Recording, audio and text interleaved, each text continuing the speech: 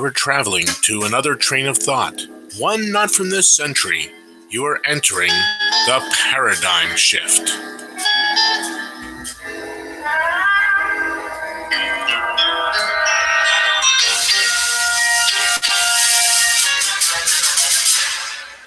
Well, good Monday morning. It started off like a good it started off like Monday morning. Oh, good grief. We got started. I'm pretty sure, and I'm going to ask Suzanne just to double check me. Go to our app, Suzanne, please, and make sure we are broadcasting live on this Monday morning, February 26, 2018. This is the Paradigm Shift on the Cerberus Radio Network, defending liberty from the flames of tyranny. I'm pretty sure I got it fixed. Oh my goodness. I mean, trying to produce and do your show and get it when you have a major malfunction of the primary piece of software that connects us to Radio Co. So that were a radio station. Have that crash 10 minutes before you're going on. I'm still trying to relax. I'm just so keyed up. It's hard to get started. But welcome. I'm glad you're here listening. I hope you enjoy the show. Hopefully today we'll talk about something that interests you, that challenges you to think, challenges you to look at things differently than the status quo, still differently than what the media says, and definitely differently, more different than the politicians want you to think. So let's start with Patrick Henry. That's where I was going to start anyway. Let's see. Got too many pieces of paper, too much prep here. All right. That's not going to stay there. Let's put it right in this slot there. There we go. And that isn't the garbage slot. Though some of it should go in the garbage. All right. Let's go back to Patrick Henry. I've been talking about what the anti-federalists, the so-called anti-federalists, will go backwards a little bit here because there are a lot of new listeners that have been picking up this show and Suzanne's show. So let me just back up a little bit. They're in this around 1788, and that's when this debate was, the Virginia debate. Around 1787, they sent the Constitution to the states to be ratified. There were debates in each of the states, and honestly, today we have a media that obfuscates a lot of the terminology. So today they call people on the left liberals, when in fact Jefferson would be considered a liberal in his day because he believed in liberty, believed in being liberal with liberty. While they've misconstrued the word, and so today now it just means Marxist. When they've co-opted a good word and made it into most of us would consider it a bad word. So, and in the day, then you think things would be completely different, that the media would be, the newspapers, because that was their media of the day, newspapers would be more honest. Well, in fact, that couldn't be further from the truth, because you had people like Patrick Henry, George Mason, Governor Clinton from New York, Robert Yates, and many of the others that opposed the Constitution, rightly so. And we can look back. We have the benefit of history. We can read what they said, what they warned us of, and being 200 plus years removed, we can actually see that they were correct. So, in that day, these gentlemen were called anti-federalists, which couldn't have been further from the truth. That was the big lie. These men were actually the Federalists. The Federalists were actually nationalists. They wanted a big national government. They wanted to kill the states and put them under the thumb of a central government. What did they just finish fighting? They just finished fighting a revolution to be free of a central government run by a monarch who did whatever he wanted. And that's what they wanted to put in here. At the Philadelphia Convention, the nationalists, that would be Hamilton, and to a good extent, Madison, and those that were supporting this new document, getting rid of the old document, they fought another revolution in Philadelphia. Don't lie to yourself. At the Philadelphia Convention, there was another revolution fought. They were under the Articles of Confederation. All the states sent delegates there to amend the Articles of Confederation, not to create a new form of government. And that's all the Constitution is. It's a blueprint for a form of government. It is not law. It is not the law of the land. Get that out of your mind. The Constitution is not the law of the land. It is a blueprint to set up a government. So they went there. One state left when they found out they weren't amending the Constitution or amending the articles, but were creating a whole new government because they said that wasn't what they were sent there for, and they weren't. So these guys were nationalists. They went there and they wanted, if you read the history, there's little books that have a summary because it was all done in secret. They were sworn to secrecy. What they were doing in there was top secret. Had the people known, I don't think that convention would have continued on. And I think that's why they did it in secret. But every time they brought up a strong central government, strong national government that had a veto power, basically made the states irrelevant, it was soundly voted down. It was not even close. So we have the benefit of hearing the so-called anti-federalists, who were in fact federalists. They wanted the states to be strong, and the central government, the general government, as they would call it in that day, it was a general government that was delegated authority. And you're going to hear that. I think if I remember reading this correct, in this section, I'm going to read from the speech, and this was at the Virginia Ratification Convention on June 5th, 1788. And this is Patrick Henry, the guy that's give me liberty or give me death. That's all anyone knows about him. So we're going to let's see what Patrick Henry had to say on that day. And good grief. I mean, this is, we're back in about 6 or 7 pages of typewritten from this speech. I mean, this wasn't just a 2-minute speech. There weren't sound bites. This was a great oration. All right, so here he goes. This, sir, is the language of democracy, that a majority of the community have a right to alter government when found to be oppressive. But how different is the genius of your new constitution from this? How different from the sentiments of free men, that a contemptible minority can prevent the good of the majority. If then, gentlemen, standing on this ground, are come to that point that they are willing to bind themselves and their posterity to be oppressed. I'm going to set the stage. We talked about this earlier. What he's talking about is amendments to the Constitution. The so-called Federalists were saying, well, you can amend the Constitution if you like. And Henry's getting up and saying, well, no, actually, he ran through a whole litany of things and explained how about 10% of the population could keep the amendment from passing and allowing the government to continue in tyranny. We have people that talk about an Article 5 convention today. Would it pass? No, because again, 10% of the population could.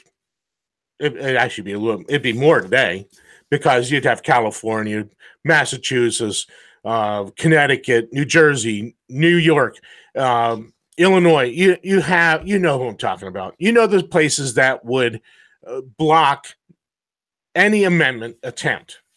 The left, the Marxist. I hate the right left. I hate the red blue. I hate the RD. Those descriptors mean nothing because, in fact, the vast majority, there may be a couple, as many as maybe a handful of non-Marxists in Washington today. The rest of them are all Marxist. They're all pushing a Marxist top-down Soviet-style central government. Go back, read the 10 Pillars of Communism and tell me that this isn't a communist government. The only difference is that we're not under hard tyranny yet. They're not using guns to oppress us at this point. But I guess that really is debatable. Don't pay your taxes. See if guns come to compel your payment or to forcibly remove you from your property. So I guess we are living under a bit of a hard tyranny.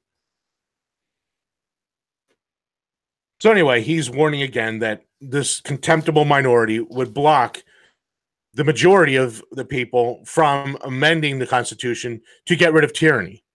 We really cannot get rid of tyranny in this present Constitution. All right, so that's kind of a background of where he was coming with it, why he's saying what he's saying here. All right, let's go back to this and keep going. I'm amazed and inexpressibly astonished. If this be the opinion of the majority, I must submit but to me, sir, it appears perilous and destructive. I cannot help thinking so. Perhaps it may be the result of my age. These may be feelings natural to a man of my years, when the American spirit has left him and his mental powers, like the members of the body, are decayed. If, sir, amendments are left to the 20th or the 10th part in the House of Commons in England, of the people of America, your liberty is gone forever. And again, what did he say at the very beginning? When we went back to the very beginning of this, what did he say? Here, I'll read it to you. What is the direct end of your government? What is it supposed to be, according to Patrick Henry? Here it is. But, okay, you are not to inquire how your trade may be increased, nor how you are to become a great and powerful people, but how your liberties can be secured. For liberty ought to be the direct end of your government. So he's saying here that if we can't amend this Constitution because of a despicable minority, our liberties are lost. And they're gone forever, he says. Your liberty is gone forever. We have heard that there is a great deal of bribery practice in the House of Commons in England, and that many of the members raise themselves to preferments by selling the rights of the whole of the people. But, sir, the 10th part of the body cannot continue oppression on the rest of the people. English liberty is, in this case, on a firmer foundation than American liberty. So he's saying that there's a lot of politicians there that are selling their vote to the highest bidder. Sound familiar? Look at our government in Washington, D.C. Look at all the guys and gals that go there of meager means, maybe middle class, with maybe a couple $100,000 in the bank, and then look at them when they leave. Most of them there are multi-millionaires now. How did they get there on a $170,000 a year salary? They didn't get there legally.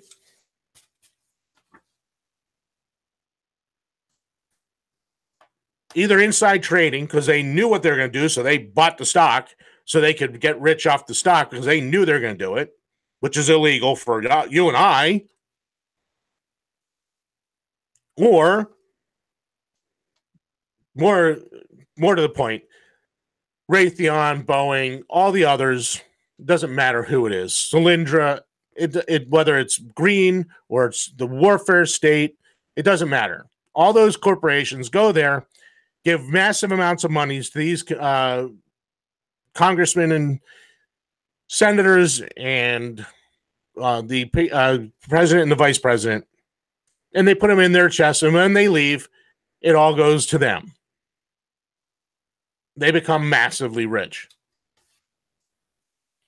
So what was going on in England, don't get upset at England until you start applying it to our people here in the United States. All right. Oh, they're on a firmer foundation than American liberty. It will be easily contrived to procure the opposition of 1/10 of the people to an alteration, however judicious. The honorable gentleman who preside told us that to prevent abuses in our government, we will assemble in convention, recall our delegated powers. Okay, so remember what I said earlier about delegated powers, about this being a form of setting up a government. It's a blueprint. So we'll assemble in convention, recall our delegated powers. So the states delegated 18 powers to the general government, and that's it. So I'm going to go a little off track here. Didn't intend to go here, but this will fall into place here. Maybe this will make it fall into place for you too. So they delegated 18 powers. In those 18 powers, is there anywhere, any of them? Go to Article 1, Section 8. Read the delegated powers. Is there a power there for the general government, the federal government, to regulate firearms? I'm waiting. Someone call me. 717-467-1736. Tell me which one of those delegated powers. Explain to me the delegated power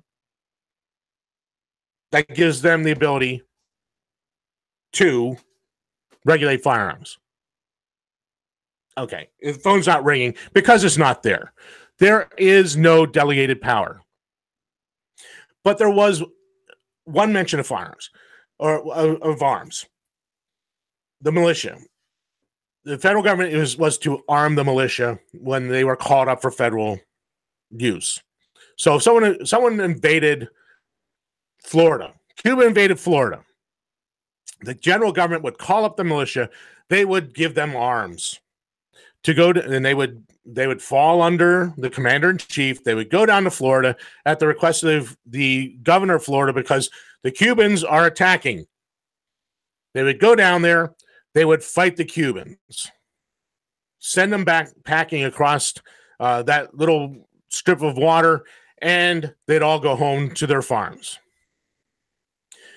What Patrick Henry and the others feared was, because they gave them the ability to arm them right there, they feared that they would say, well, if we can arm them, we can take all their arms away.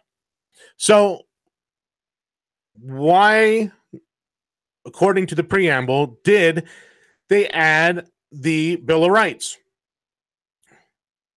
Because they were afraid they were going to misconstruct or abuse the powers, and they were talking about the delegated powers. They desired to have further declaratory and restrictive clauses.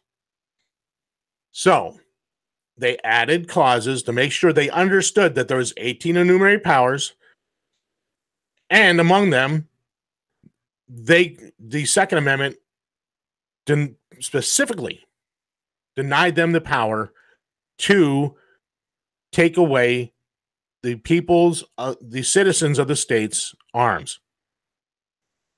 It is not granting you a right. It is an absolute restriction on the federal government. What do I mean by absolute?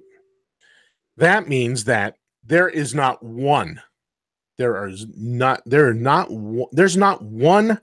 firearms law on the federal books that is constitutional. They have no authority at all to regulate firearms. So now does it make a little bit more sense when he's talking about the powers delegated to them? Okay, so I went far afield. I went past the break. I'm going to come back to this. I'll finish out this paragraph, and then we're going to move on to some other things. Let me, since I'm not doing a very good job doing my producing job here, I didn't have it set up. I had to get it all set up. This is the Paradigm Shift on the Cerberus Radio Network, defending liberty and freedom from the flames of tyranny.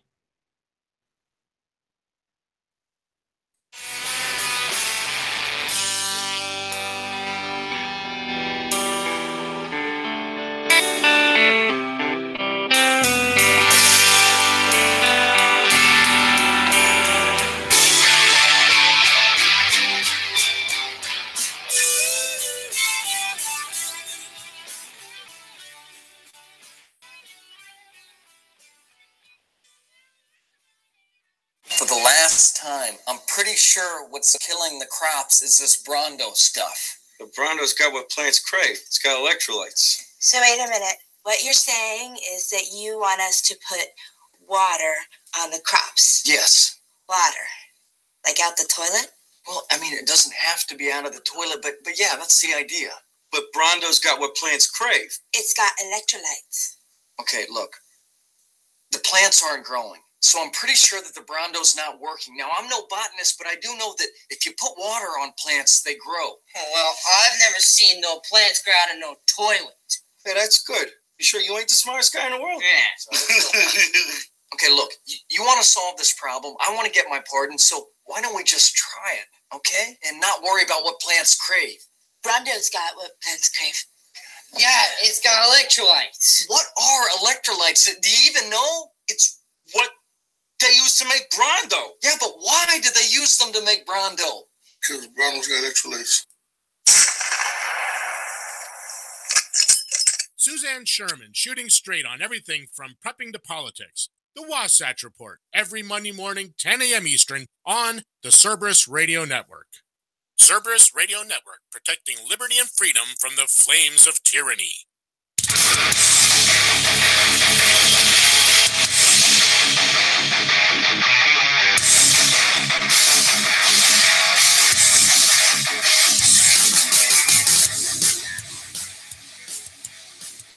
Well, welcome back to the Paradigm Shift here on the Cerberus Radio Network.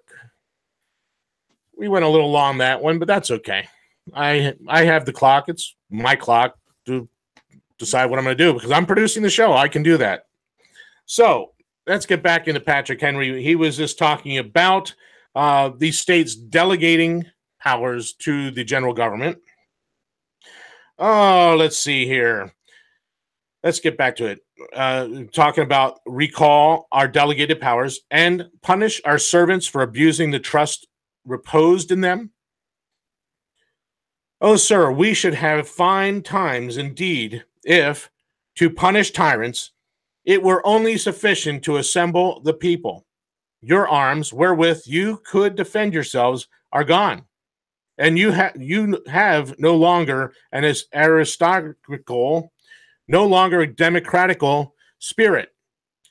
Did you ever read of any revolution in a nation brought about by the punishment of those in power, inflicted by those who had no power at all? You read of a riot in a country which is called one of the freest in the world, where a few neighbors cannot assemble without the risk of being shot by a hired soldiery. The engines of despotism. We may see such acts in America. All right.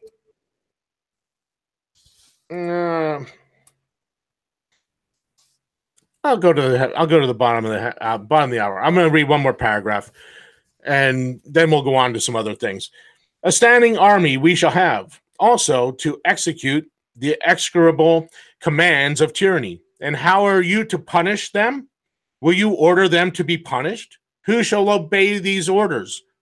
Will your mace bearer be match for a disciplined regiment? So think about today. People always say, they come from my gun, they'll come probably from my cold, dead hands. Well, you are absolutely correct. Is your little AR going to be sufficient for when they roll up with that armored vehicle with machine guns and grenade launchers and everything else?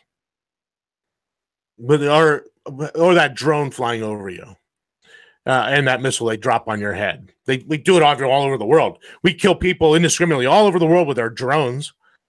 We have our planes over there in Syria dropping bombs on people in Syria, and we don't even have a declaration of war.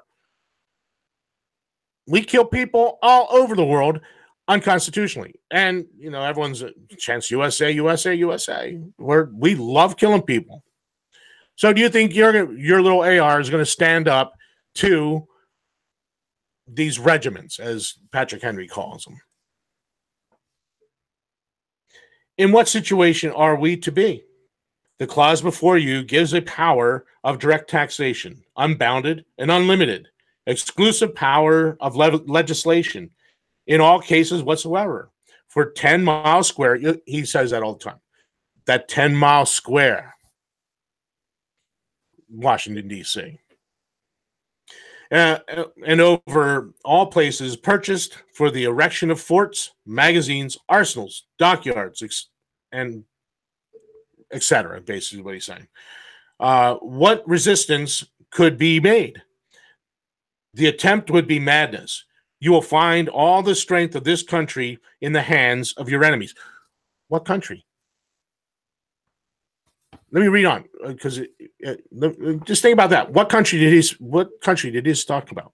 So let's go back there. You will find all the strength of this country in the hands of your enemies. Their garrisons will naturally be in the strongest places in your country. Huh. What country is that? Is he talking about the United States? No. He's talking about Virginia. His country is Virginia. See? Now it's starting to make a little sense.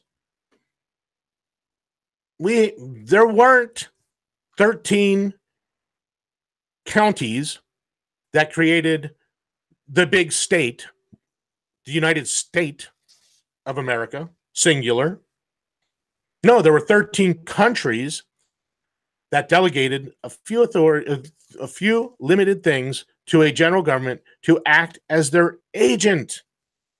They voluntarily entered it, and in 1860, when the South left, they could voluntarily leave it. Lincoln just killed 800,000 people to force them back into the voluntary union. Oh, and that settled it, right? Lincoln killing 800,000 means that they took away your natural right to self-determination and free association.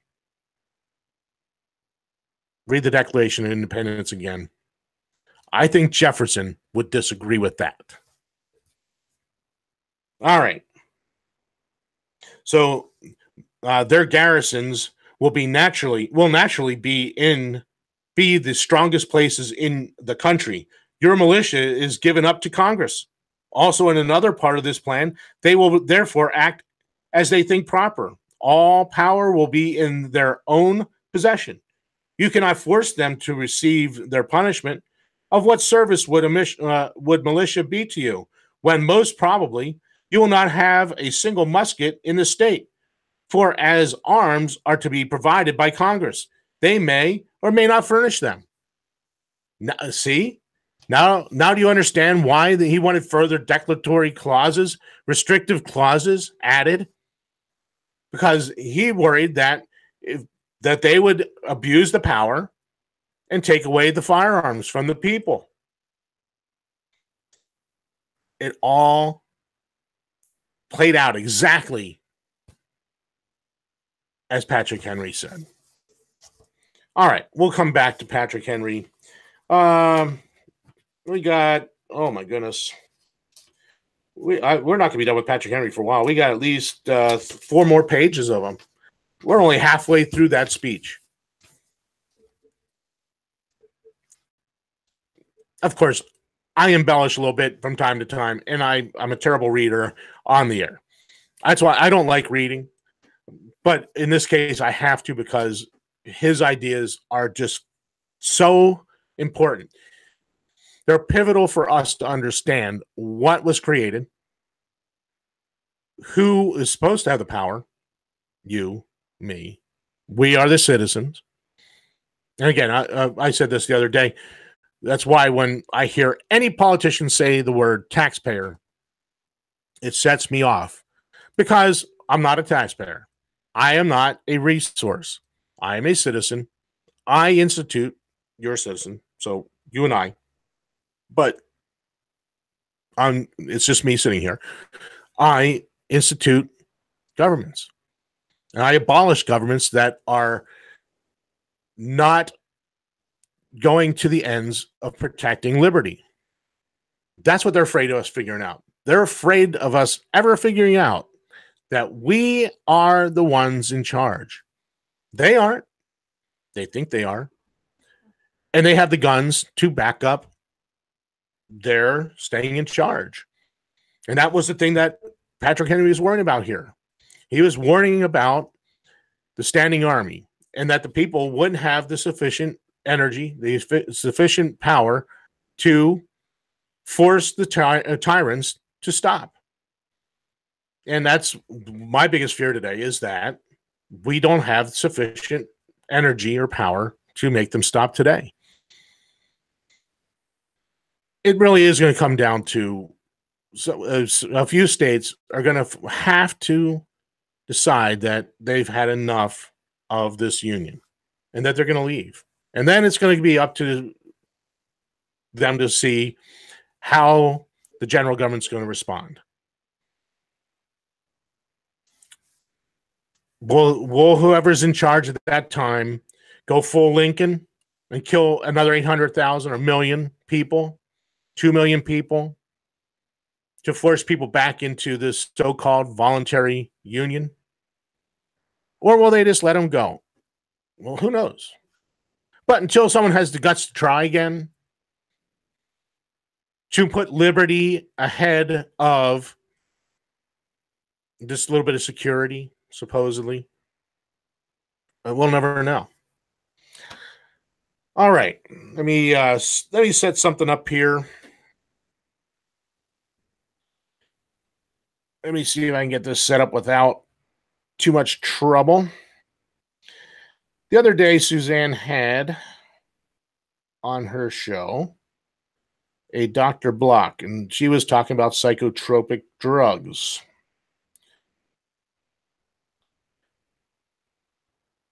Okay, where the heck am I? Oh, okay, I'm all the way up there. Let me see. This is... All right, just making sure I know which ones I want. I have 2 picked out.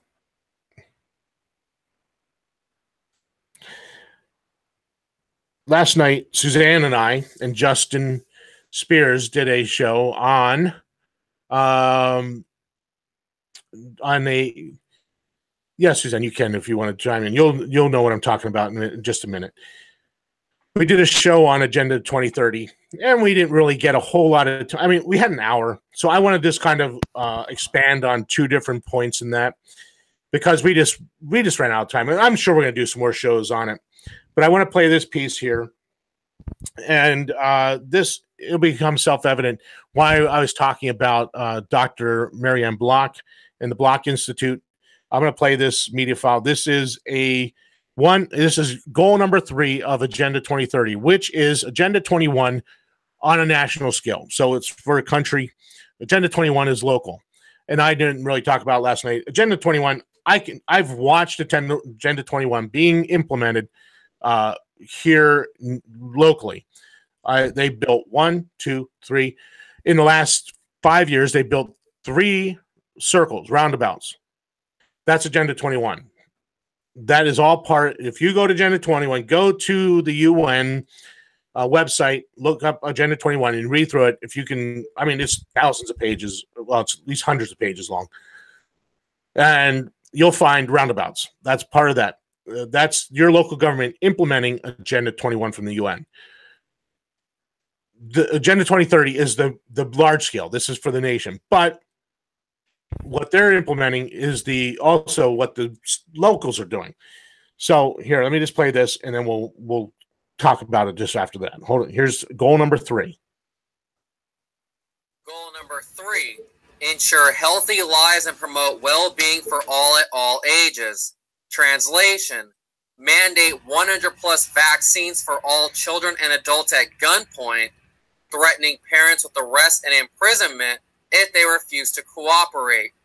Push heavy medication use on children and teens while rolling out screening programs. Call mass medication prevention programs and claim they improve the health of citizens. So the other day, did I stop it? Yes, I did. The other day, Marianne Block was on and was talking about these psychotropic drugs. This is exactly out of Agenda 2030 or Agenda 21 because they're the same thing. There's just different scales.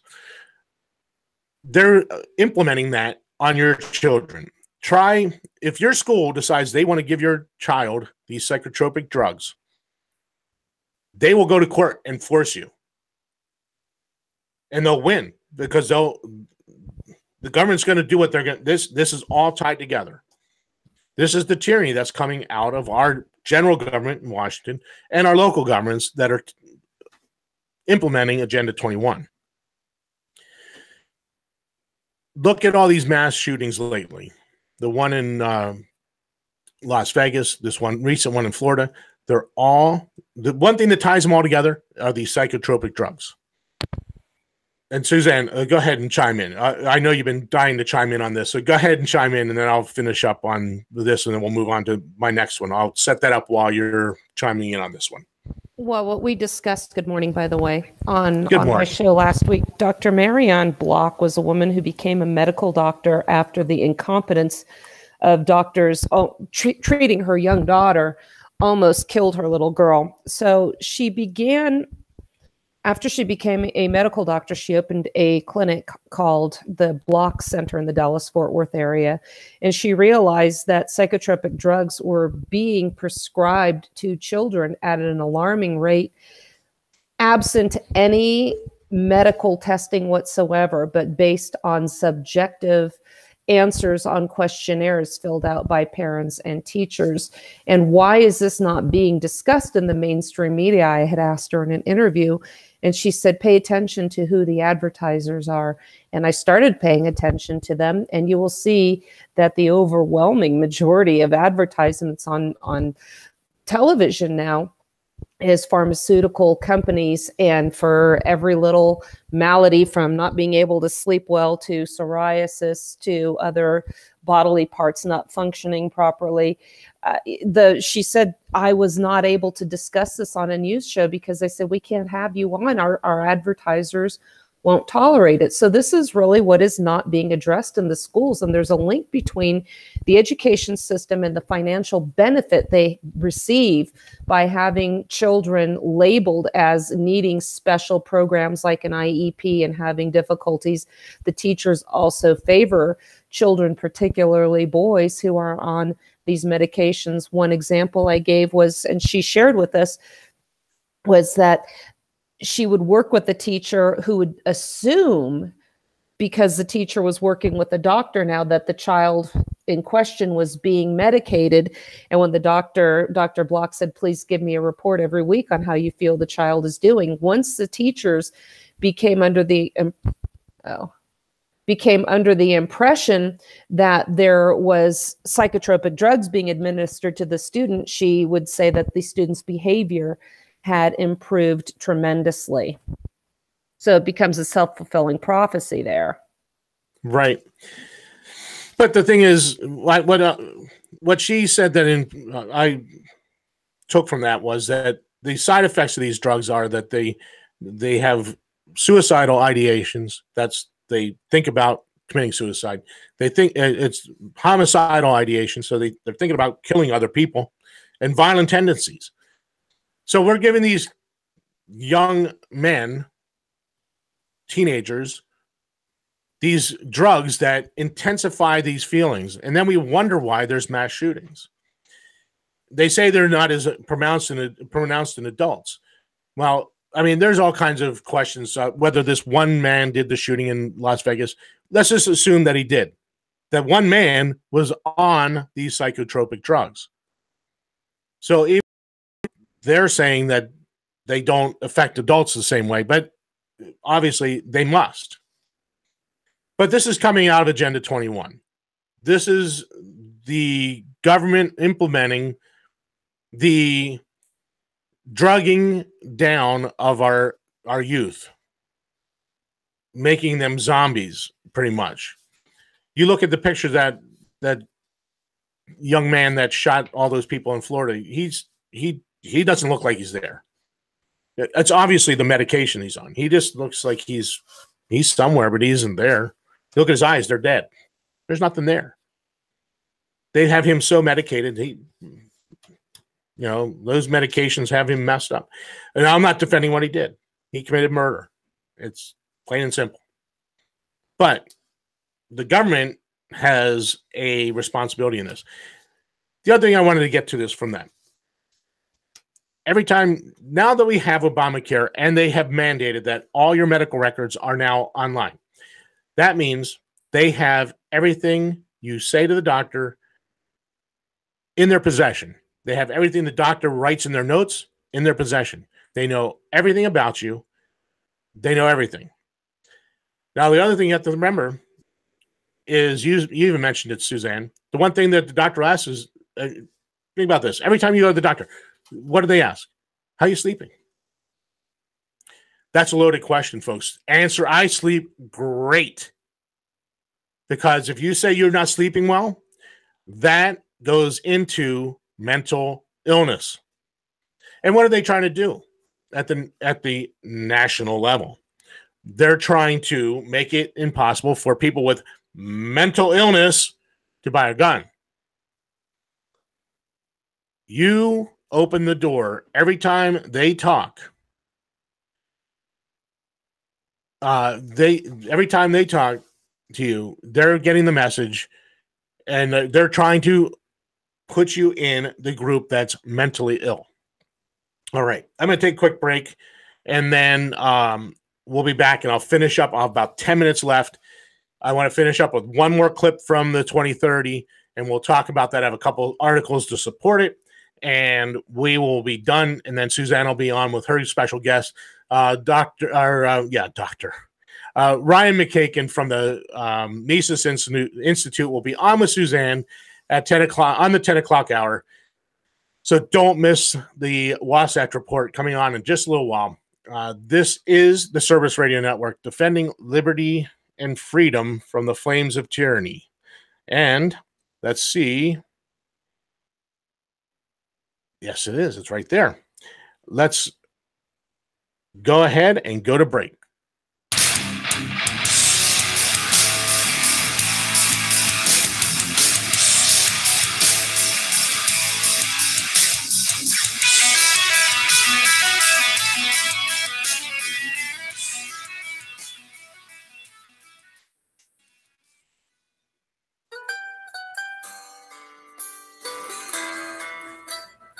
Looking for a new custom camo dress or scarf?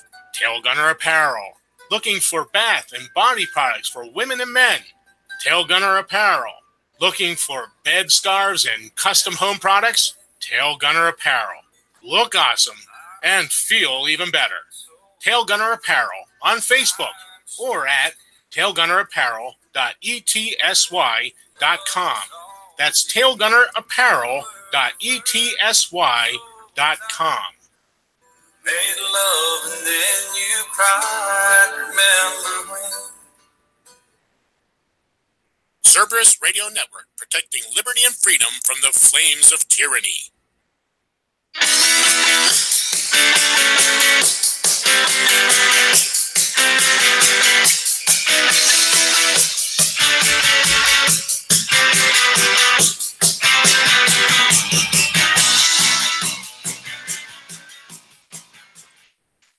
All right, folks. Well, welcome back. And I'm sorry. I think we had a little problem. Someone said they didn't hear Suzanne. I'm sorry that you missed it. I'm sure we'll come back to that again at another show. And if she wants to chime in on this next one, that's fine too. We're going to go to. Oh, let me turn my camera back on again. I'm trying to fix problems and run my show. It's fun doing this. Sometimes I kind of about lose my mind, but I'm enjoying doing it, or I wouldn't be doing this. So let me close this out so I can get back to the last thing. We have just about 9 minutes, and I have to go. So let me play goal number 13. And Suzanne, you got no, I could hear you. That's what's weird. Go ahead and unmute your mic there, Suzanne, and see. We'll see. Okay. Well, I hear you, and let me because this is important, folks. I'm doing this for a reason. So, Suzanne, just say something real quick so I can make sure you're going across onto Radio Co. Okay, well, my mic wasn't muted, so I know you could hear me because I could see you responding to my statements. And I got a private message from a listener who said that I had no audio coming through at all. But since you could hear me, my mic, and I could see my mic is not muted. Okay, well, we do have an issue, and I probably will end the show here about now, so I have to figure it out. I know what it is, but I have to remember, I have to figure out how to fix it. Okay. So I'm going to close our show out. And yes, there is an issue. I know exactly where it's at. Matter of fact, let me see if I can fix it right here. All